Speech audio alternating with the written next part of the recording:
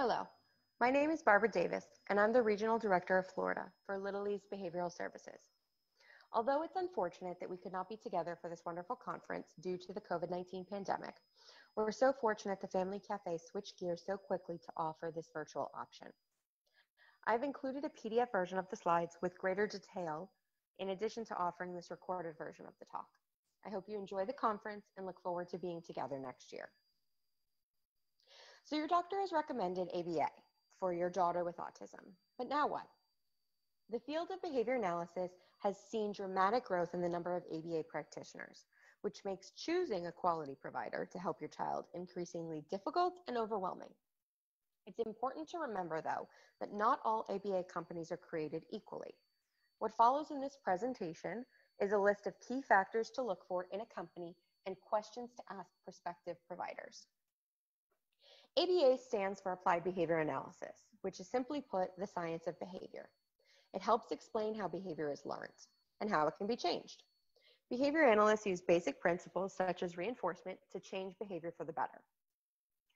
We look to improve socially significant behaviors that matter to the family and their children, including behaviors that we want to see more of, such as communication, play skills, peer interactions, and school readiness skills, as well as behaviors we want to see less of, such as hitting, tantrums, and running away.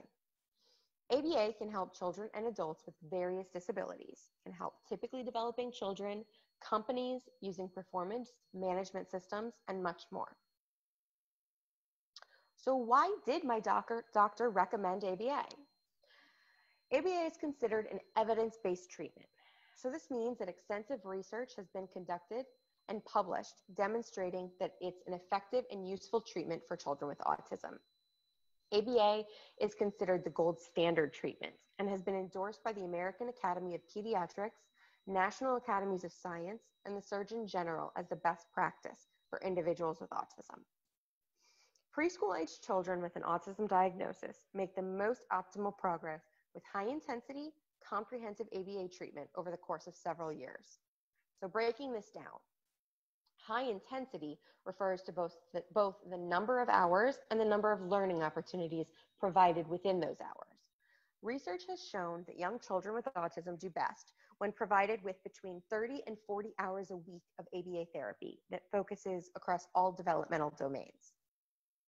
Now, when we talk about comprehensive treatment, we're discussing a program that targets skills and deficits across multiple domains, such as communication, social skills, self-help skills, teaching the fundamentals of learning, and decreasing challenging behavior. The opposite of a comprehensive treatment is a focused treatment, which is when the treatment plan is focused on a limited number of behavioral targets. For example, a focused ABA treatment may involve increasing a limited number of skills or decreasing a very specific problem behavior. So how does your provider determine how many hours your child needs? Hours in ABA is the dosage of the treatment. So this is like saying a patient needs 100 milligrams of Claritin to reduce their allergies. As a medical professional, your BCBA should make recommendations based on what research says will drive the best outcome for your child based on their individualized assessment.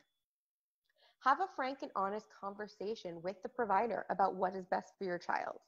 A high-quality provider will explain her clinical recommendation and will be upfront about the potential challenges of providing less than the recommended dosage of therapy.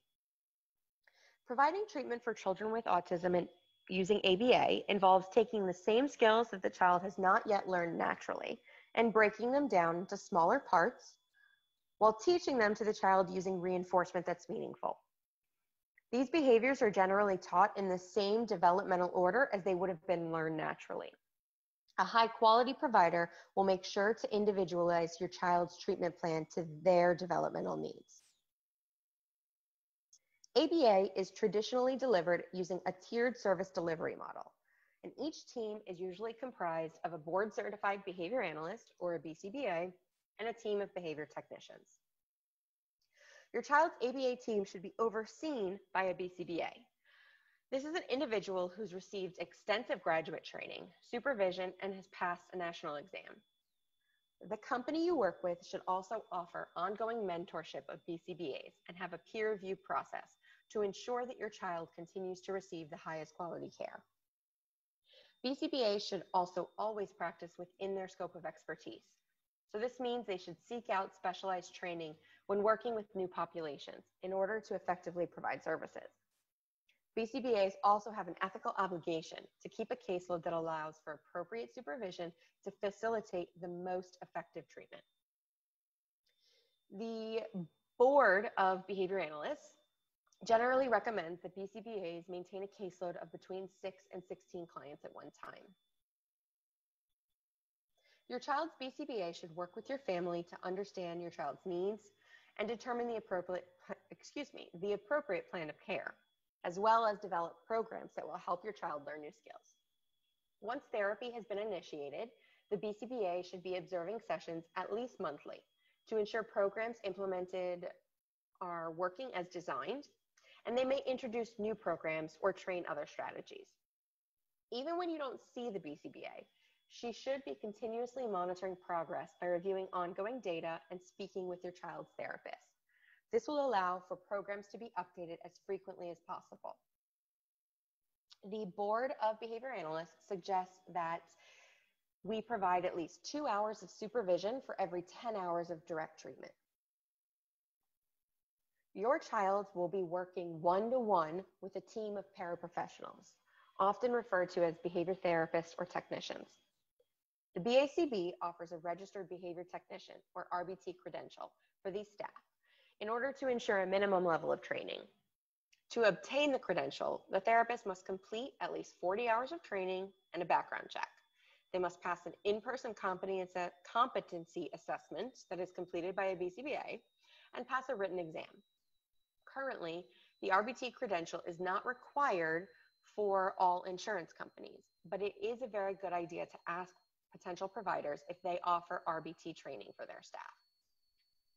It's important that your company ensures that all therapists receive specialized training to work directly with your child, in addition to the general training at the start of employment.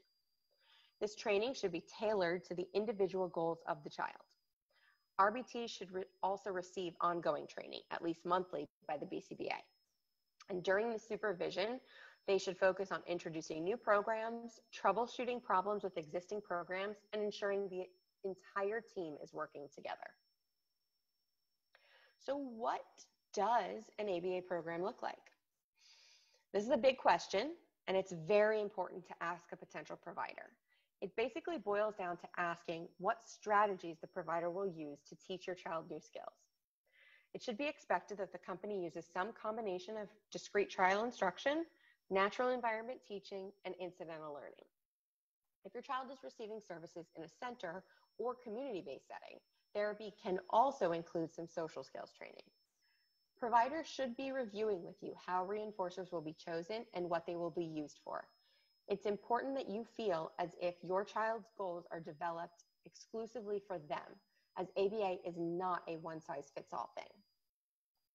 One of the tenets of behavior analysis is data-based decision-making. So your provider should be able to explain in detail what data will be collected, how progress will be monitored, and how often the data will be reviewed. The BCBA should be reviewing data at least weekly to ensure that programming is continuously moving forward. Goals and programs should be updated as your child demonstrates mastery, or as they begin to demonstrate these skills consistently over time. Progress should not be impeded because the BCBA has not completed supervision. There should be processes in place for new targets and programs to be introduced regularly. Data should be shared with you regularly as well. This doesn't mean that the BCBA should simply be emailing you graphs or sharing progress reports. Your provider should explain what the data are showing and what this means for your child and family, and they should always be referring you back to the short and long-term therapy goals. The company should also have a mechanism to allow technicians to share daily progress so that your family feels a part of the team. You as parents are one of the most important members of the therapy team, and as such, parent education is an essential component of ABA therapy. The company you work with should offer parent education at least monthly depending on the needs of your child as well as your family. Just as your child's goals should be individualized, your parent education goals should be individualized as well. So switching gears, let's move to inquiries to startup. It's not uncommon for ABA providers to have some level of wait time between an initial inquiry call and the start of services. Be wary, though, of providers who say they do not have a wait list at all and can get started tomorrow, and those who attempt to rush you through the assessment to receive authorization, but they can't give you an estimate on when services will be initiated. If a company has a wait list, they are ethically bound to provide you with referrals to other providers upon your request as well. A high-quality provider will utilize many assessment methods to ensure individualized services. The BCBA should initially meet with your family and complete a structured interview to learn more about your child's strengths, your areas of concern, and goals for treatment. They should also conduct an assessment to guide treatment planning. Some insurance companies may require a standardized assessment be completed, such as the Vineland.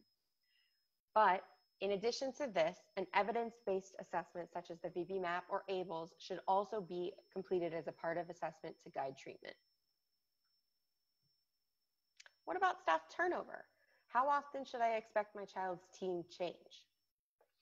Turnover is a common problem in the healthcare industry, and as such, it is an important question to ask.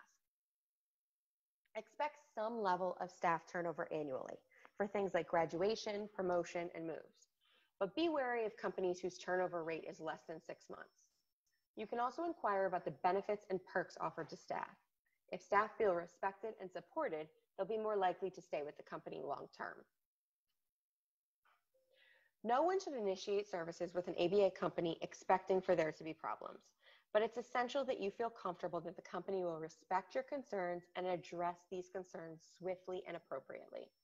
Above all else, you should be looking for a company that values transparency and is always upfront and honest with you. Because remember, you are your child's best advocate.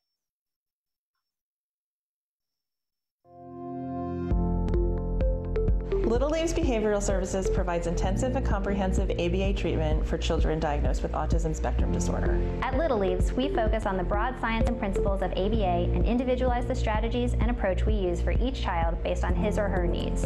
At each Little Leaves Center, children transition through multiple activities that have been designed to help them meet their therapeutic goals. Throughout the day, they work one-to-one with a behavior technician who implements the child's treatment plan as designed by a board-certified behavior analyst. Across all activities, we use the principles of ABA to break down more complex skills and practice each step to mastery before moving on to more challenging steps. In this way, each child is able to develop independence at his or her own pace.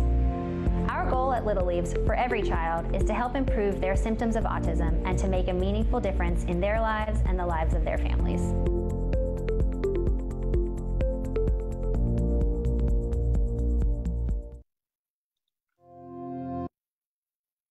I hope you've enjoyed this presentation. My contact information is listed below for anyone who has any follow-up questions. Have a great weekend and enjoy the conference. Thank you.